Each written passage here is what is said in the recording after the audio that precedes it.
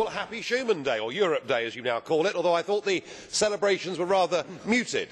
The only bit of real passion we had was Mr Schulz slagging off the English, but that now appears to be the sort of popular sport in this Parliament.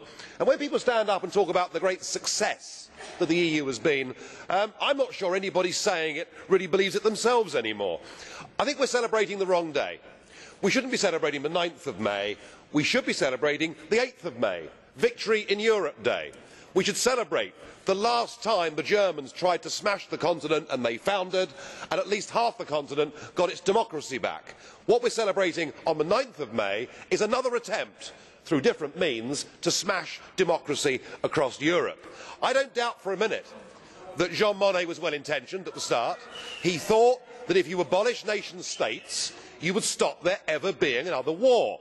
He didn't at the time, of course, have the benefit of seeing that theory as it played out in Yugoslavia.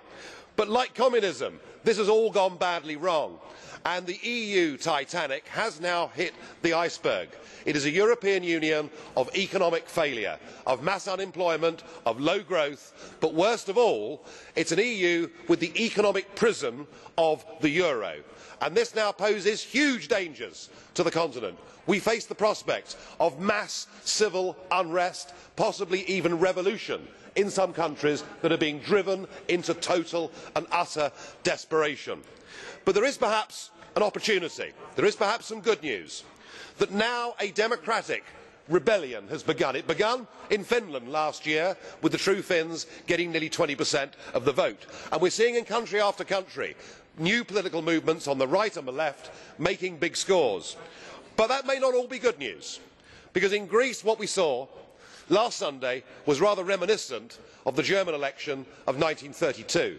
We saw the status quo centre collapse and the extremes of right and left rise. You know, this project could even cause the rebirth of National Socialism in Europe. We are headed the wrong way. We must break up the Eurozone. We must set those Mediterranean countries free. We must try to build a Europe. I want a Europe, but a Europe based on trade, a Europe based on cooperation, a Europe based on us sitting round the table and agreeing sensible rules on crime and the environment. We can do all of those things, but we cannot do it if we're asked to rally behind that flag. I owe no allegiance to that flag, and nor do most of the people in Europe either.